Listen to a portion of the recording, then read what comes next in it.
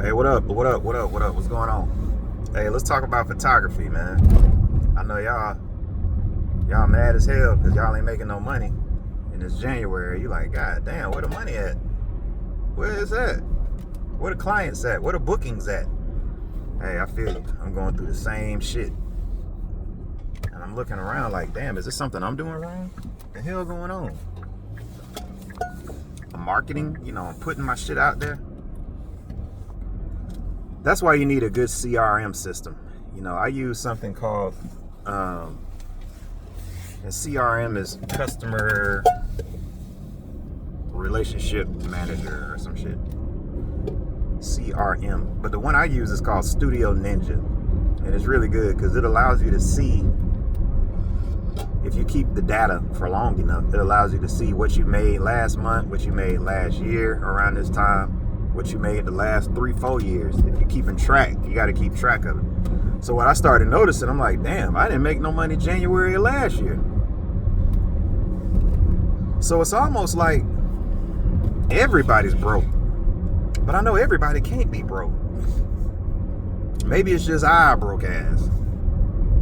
But in January, man, business does slump off. It goes off a little bit. The same way like in November and December, everybody can eat because everybody trying to get Christmas pictures and shit. In January, it kind of slumps off. I made $900 in January, and that's it. I'm like, damn. But I've been posting a lot.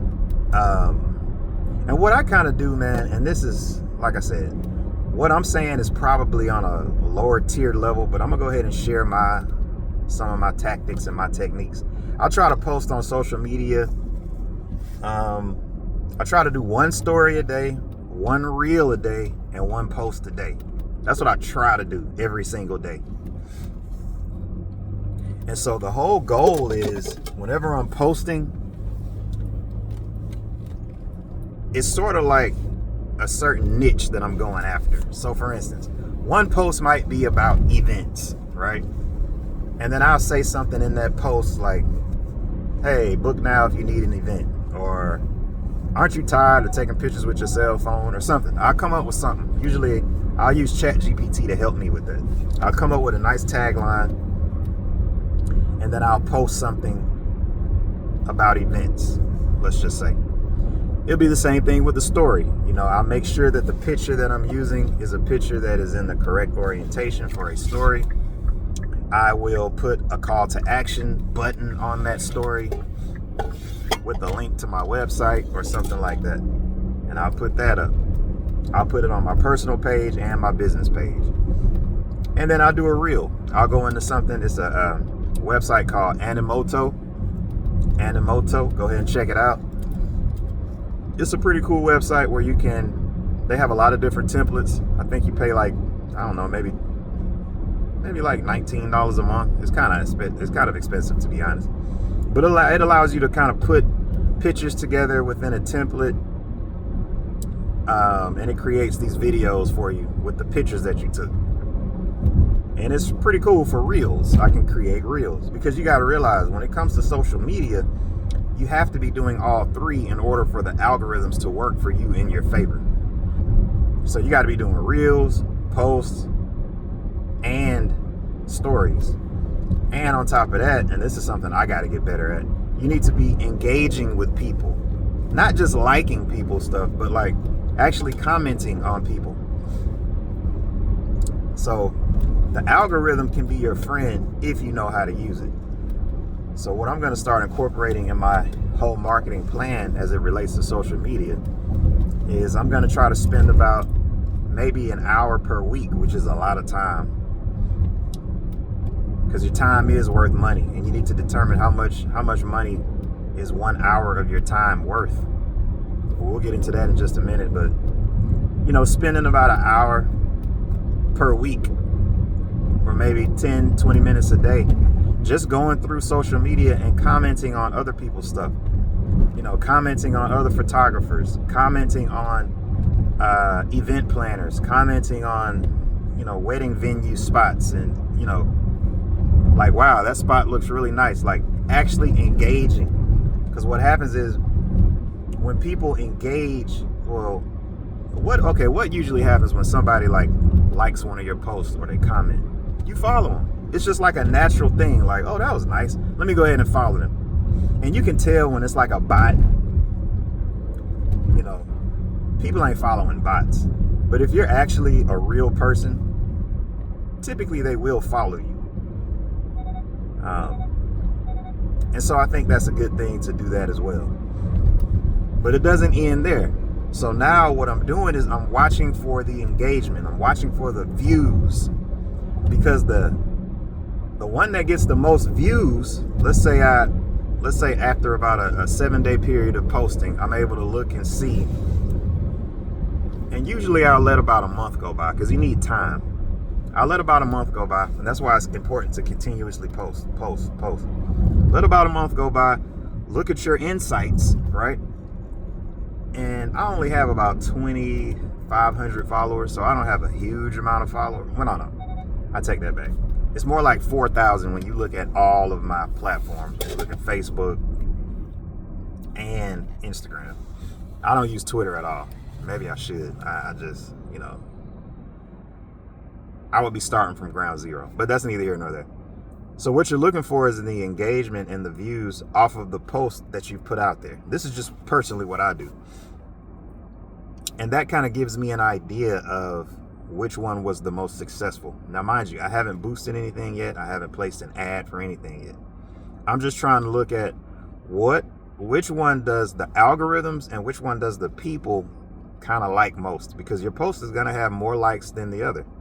One post is going to have more engagement than the other, more views than the other. Sometimes it's no rhyme or reason. Like, you may think one post is going to do better than another one, but then the other one ends up doing better. And you're like, wow, that's interesting. Well, what you have to do is learn from that, because if that's what the people are telling you they want to see, then you need to put more of that out. So what do? I take the post that's been doing the best based on the numbers, and then I boost that post. I don't boost it a lot. I just boost it maybe $5, $10, usually $5. I think actually $6. $6 is like the minimum I'll do. And I'll do that for about 3 different posts. I might do one for events. I'll boost it for $6 over the course of like 2 days or whatever. Now, mind you, some of y'all might be like, man, you playing with small money.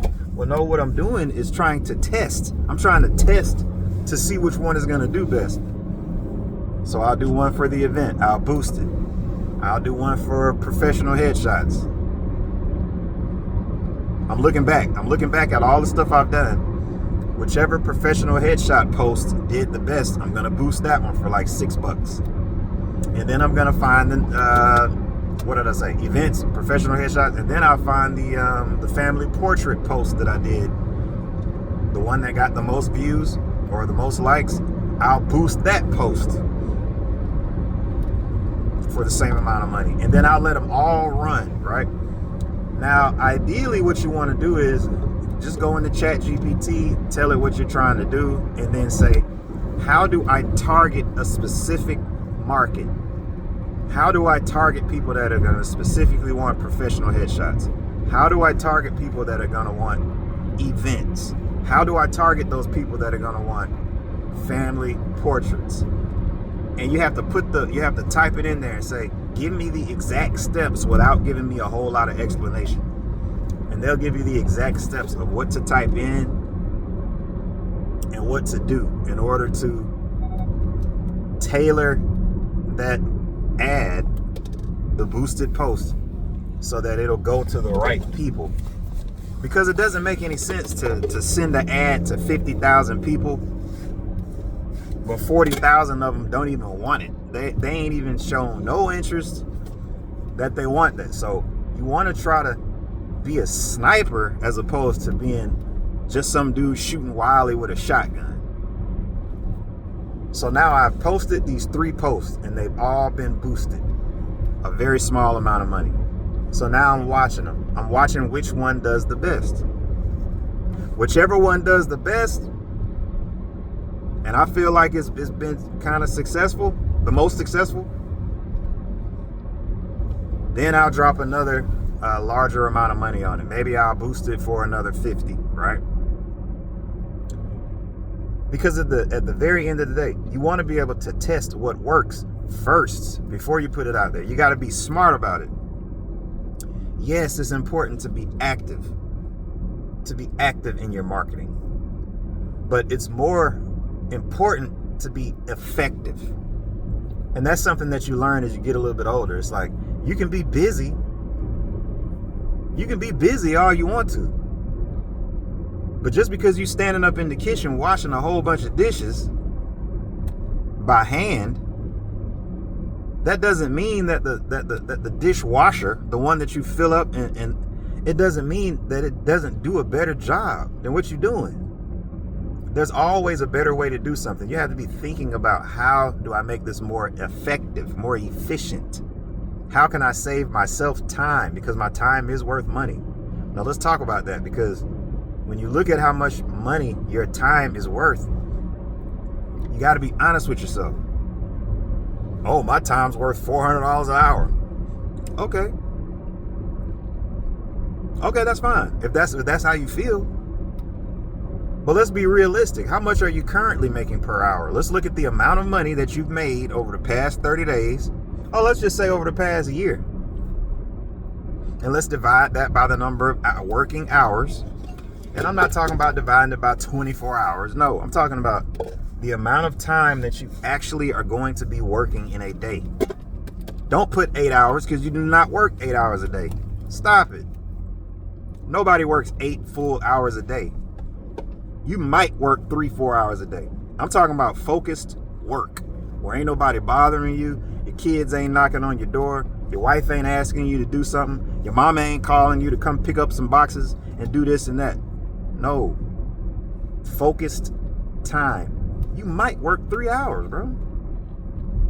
So now you got to look at, what is my time worth? You might find that your time is worth about $150 an hour. It might be worth $88 an hour.